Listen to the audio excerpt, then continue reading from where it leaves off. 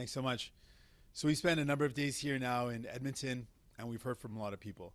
And what has become very, very clear is that people are feeling the weight of the cost of everything going up. They're feeling like, how do I get ahead? We're talking with people who've got low income, people who've got good income. Everyone is saying our budgets are stretched thin. Cost of groceries are up, the cost of rent is up, the cost of mortgage is up. Everything is more costly than ever before, and we just don't know how we're going to get by.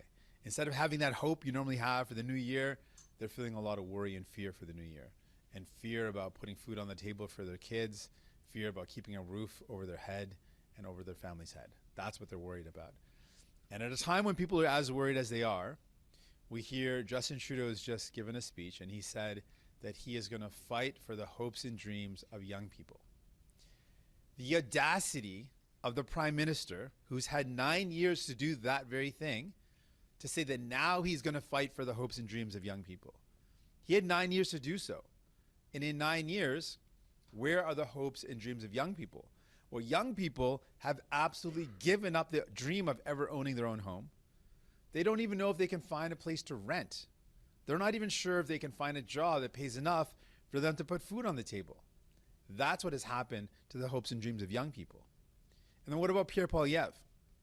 Pierre Poilievre has made it very clear who he is. He's going to do what all conservatives do. That is to cut the services that you need. You know what's really troubling? He's talked about the record usage of food banks, which is appalling in a country as wealthy as ours. But knowing that there's a record usage of food banks, he and his entire party voted against a school lunch program that would have provided nutritious meals for kids in school. This is not just about those kids to make sure that they can study and focus on school. It's also for those parents that are struggling to be able to put food on the table for those kids, to have the confidence to know that, hey, my kids will get a meal at lunch. He voted against that. He would cut that because that's what conservatives do. They cut the services that you need, and that hurts families. People in Alberta see it right now with the cuts to healthcare. People see it in conservative provinces across this country. In Ontario, where Doug Ford has cut healthcare, people are hurting because of conservative cuts. That's why people need New Democrats. More than ever, we know people need us because our job has always been to make Ottawa work for people.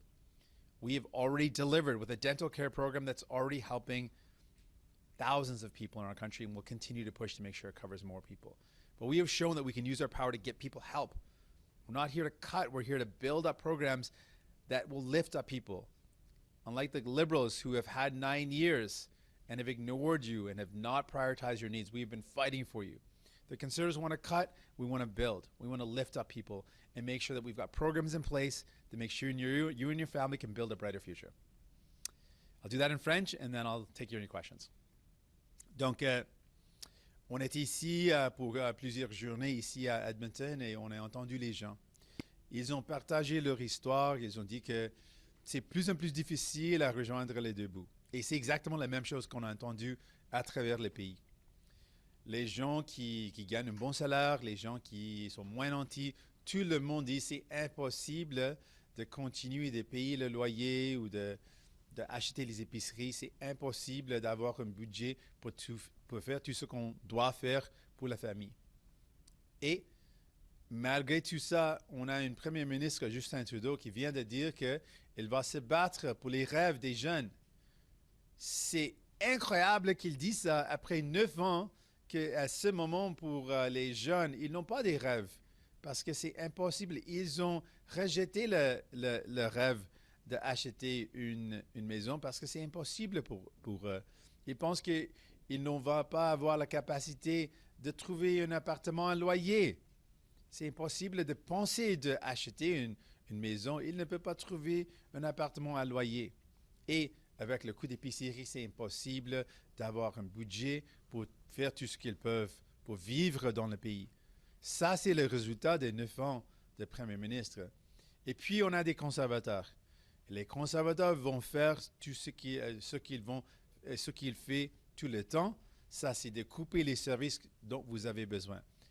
On sentit ça à travers le pays. Chaque province où il y a des conservateurs, un premier ministre conservateur, il coupe les soins de santé, les pensions, et il coupe et ça fait mal aux gens. Ça, c'est pourquoi les gens méritent d'avoir plus de néo-démocrates. Notre travail, c'est de travailler pour vous. On utilise notre pouvoir pour améliorer les vies des gens. On a mis en œuvre un programme de soins de santé national qui va aider les gens. Et on va continuer d'utiliser notre pouvoir pour vous aider. Merci. With that, I'm ready for any questions you might have.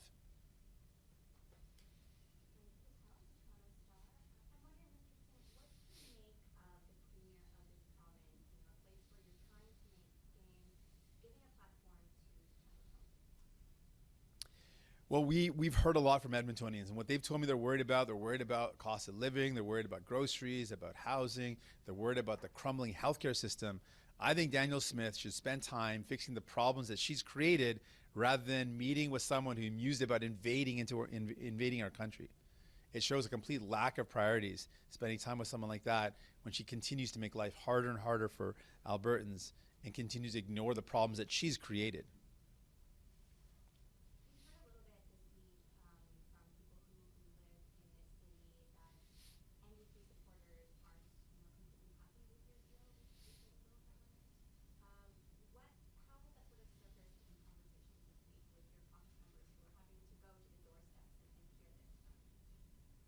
Well, when we focus on what we have fought for, we talk about the fact that people like Brienne in the city of Edmonton, a mom of 5 kids under 12, each one of her kids got to see the dentist for the first time in their lives, save them money, save them the pain that they were going through. That's what we're fighting for. And that is something that people get behind and say, yeah, that makes sense. We should have dental care for our young ones. We should have dental care for our seniors. Seniors should not have to live in pain. And often they do. So when we talk about what we have fought for and what we've used our power for, people are inspired by that. We've shown that we can use our power to make life better. And it's an important contrast when you think about what the Conservatives have used their power for.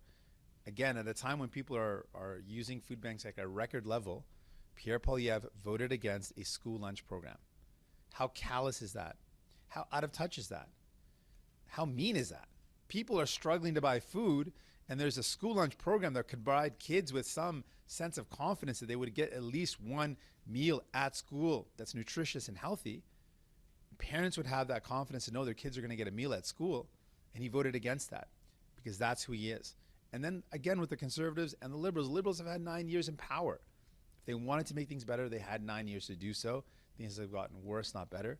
So that's why people really need us, and we've shown people that we've been using our power to make life better for people, and we've been delivering. And that's something we can go confidently to the doorsteps with and let people know. Let us know what else we should do, because we have delivered something. You can have trust and confidence in us that we can deliver even more. Hey there. As you push for this pharmacare coverage plan into the winter here, I'm just wondering where student coverage plans kind of fit into the conversations being had here. There appears to be a little bit of oversight with the Canadian dental coverage plan regarding student dental plans, student benefit plans, and whether opting out of that still means they're eligible. I'm just kind of curious what the conversations being had there. Sure. So for the dental care side of things, we are right now in phase 2, and that's going to mean that seniors, kids 18 and under, and people living with disabilities, by the summertime will have national coverage. So they'll be able to go to the dentist and get their dental care needs met. Then we'll work on the final phase, which is everyone. Everyone that earns less than $90,000 will be included in this program. That's going to cover everyone, including young people, including working people, young entrepreneurs, young families. That's going to cover everybody that doesn't already have coverage. In terms of the specific question about people who do or do not have coverage, we're working on a part of our program is to top people up who might have some coverage but not enough to cover all their needs. And we're going to closely monitor the rollout of this program. A part of what we are going to do and part of our job is to make sure this is done right. And we're not just going to leave this alone and say, okay, the Liberals promised to get it done, it's going to be done. We know that we have to fight every step of the way to make sure it's a good program, that it works effectively. And so as concerns come up, we look forward to hearing input from people so we can fight back against the Liberals to make sure they do the right thing. And on pharmacare, that's another big push that we have. We want a plan that works for people. We've said that the program has to be one that is in the benefit of everyday families, and the Liberals want to do something that appeases big pharmaceutical companies and big corporations, insurance companies, and the like. We disagree with that. We want a program, again, for people, so we're going to keep on pushing for that. There's a deadline of March, and we're pushing hard to make sure that happens by the deadline. Hey there. There is questions circling over the Liberal caucus about the Prime Minister's leadership. Are you concerned at all that the Prime Minister's popularity has or will become a political liability for the NDP, given you guys are so closely tied to this bill? Well, we want to make it really clear. We have been using our power to fight the Liberals. We've been pushing them. We've been fighting to make sure that they deliver on things that Canadians need. Because without us there, the Liberals have made it clear they're not willing to do what's necessary. They voted against dental care twice in the past. They did not want to bring in dental care. We forced them to do so. So for us, whether the Liberals are popular or not, doesn't make any difference. We're going to keep on fighting for Canadians. We're going to keep on fighting to make sure the government works for people, to make sure Ottawa works for all Canadians. Because without us there, we've seen what's happened. Nothing. The Liberals continue to drag their feet or make promises and break them. Since we've been able to force them, we've been able to deliver concrete things for people. And we contrast that with the Conservatives. They just complain in a corner. They've not delivered for Canadians. And what have they used their power for? They voted to cut. Even though Pierre Poilievre has had taxpayer-funded dental care for most of his adult life, he votes against your grandparents, your parents getting dental care coverage. That's who he is. He wants to cut, like all Conservatives, and that's going to be bad for you and your family. Do you think the government should abide by tomorrow's expected ICJ decision regarding Israel, and what would abiding by it look like in your view? We've taken the position that we respect the International Court of Justice, and we believe that Canada should respect the ruling of that Court of Justice. And whatever that ruling requires, then we would assess moving forward. But the first step is to respect the court and respect the ruling of the court. Bonjour. En Alberta, vous savez, le NPD provincial a perdu les élections en mai dernier.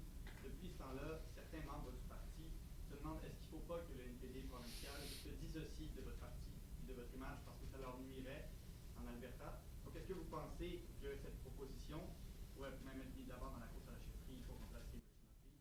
C'est un risque pour la famille néo-démocrate en Alberta? Ce que les néo-démocrates en Alberta ont fait, c'est incroyable, c'est historique. Si on regarde dans le passé, une dizaine d'années, on n'avait pas une présence forte comme qu'on a à ce moment.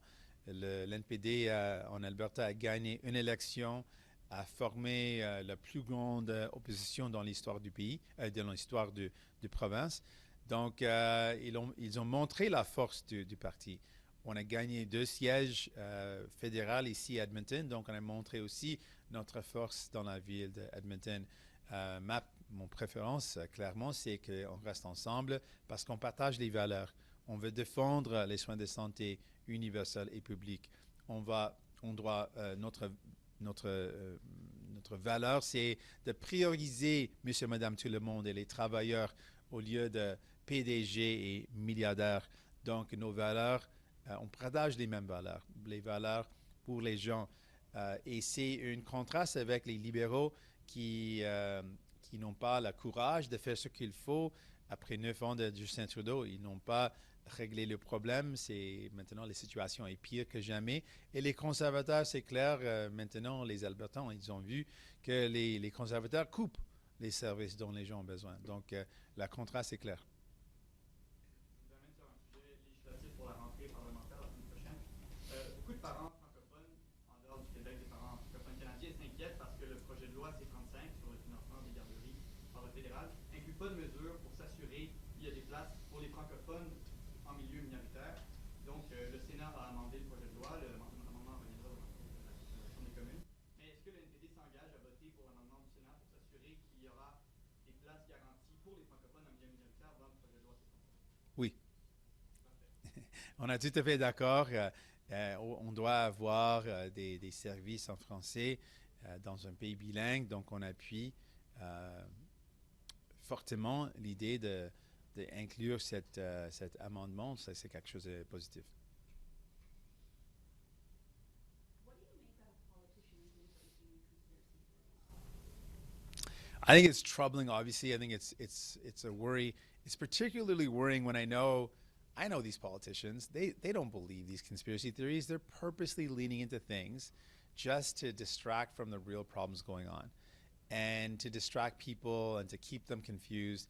And that to me is really troubling when people know what they're doing.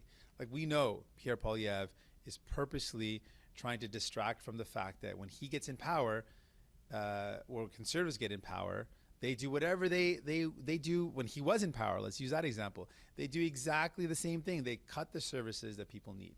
That's exactly what he wants to do. He's made it very clear. And so he might distract with leaning into something that's popular and a conspiracy theory. But Conservatives, when they get into power, do the exact same thing all the time. That is to cut the services that you need. That's what's happening right now with Conservatives that are in power. That's what happened when Pierre Poilievre was in power in the past. And people need someone that's going to stand up for them and fight for them. Not cut the services they need, but someone who's going to build a better country where people can afford to have a home, where we can build a country where people can afford their groceries. These are the things that New Democrats want to do. Now that foreign interference attempts by India will be included in the upcoming inquiry, what are your expectations? Well, we've seen a lot of troubling examples of foreign interference. We've heard from people. They're concerned about the elements of interference coming from the Chinese government. They're concerned about the Indian government. I've heard a lot of those concerns, and we hope to expose those very serious violations of our democracy. And we want to make sure that we have steps in place to safeguard our elections and our democracy. That's really ultimately the goal. We want Canadians to have trust and confidence in our elections, in voting. We want to make sure people know that they can vote and that their vote counts, and that they're not subject to foreign interference. So that's what we want to see, and we hope to make sure that this is a very robust process that really evaluates any form of foreign interference in our election, and that then steps are recommended for us to take.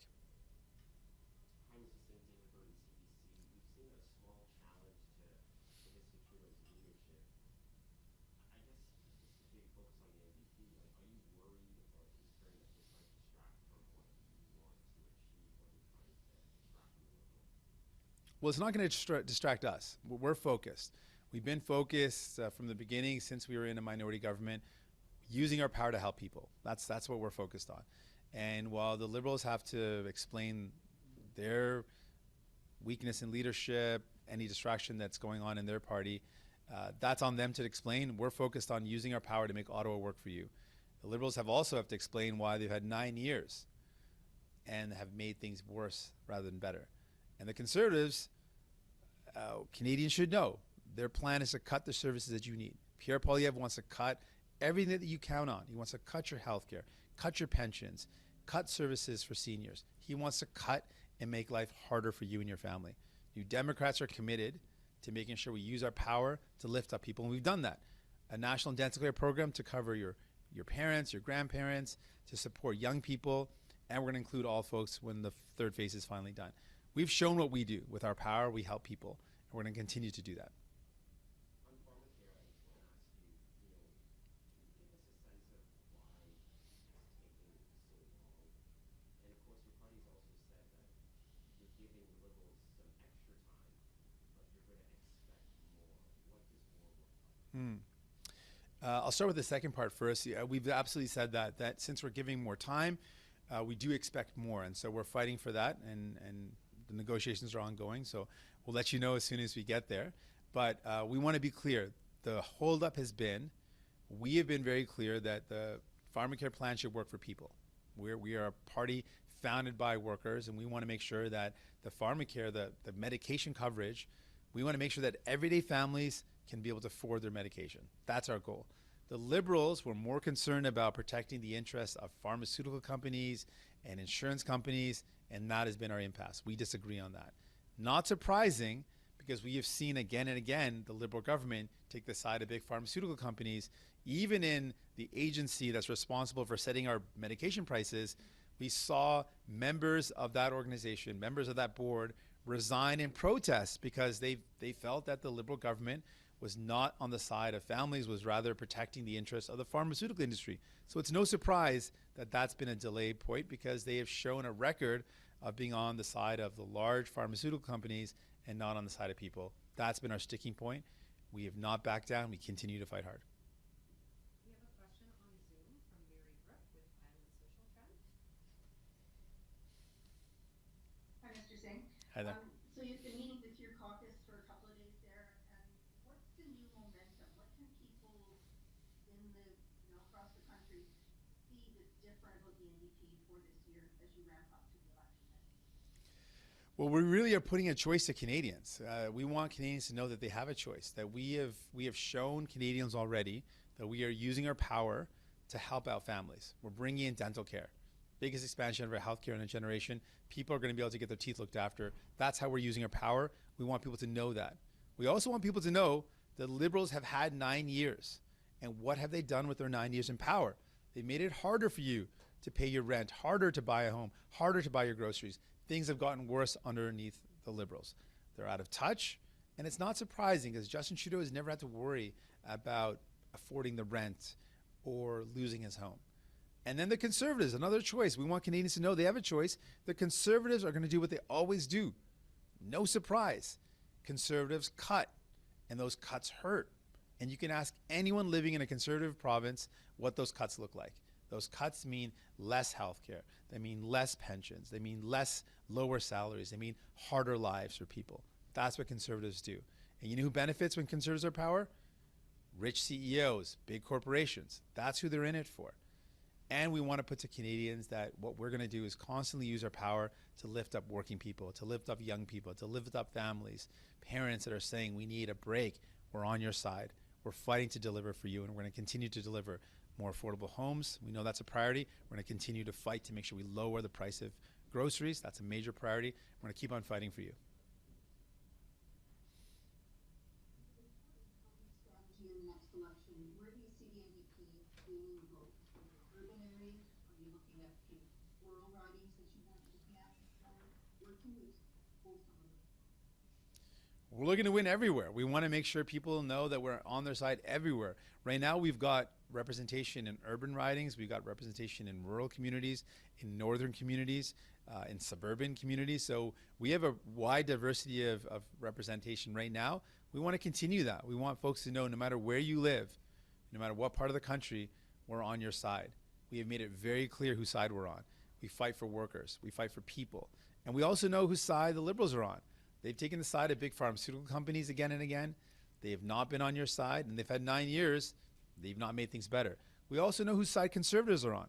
The governing body of the Conservative Party is made up of half of the members are high-level corporate lobbyists. So it's no surprise that they'll never mention how Galen Wesson's making record profits while you are being ripped off when you buy your groceries. They're not going to take on that corporate greed. They don't have the courage to do that. We do. And these are matters that impact people no matter where you live. You've seen the high cost of groceries. You've seen the high cost of rent, the high cost of housing. Corporate landlords are not going to be taken on by Liberals or Conservatives. New Democrats are committed to that, to make sure housing is for people, not for corporate landlords to make money off of, not for rich developers to exploit you. We want housing to be there for people.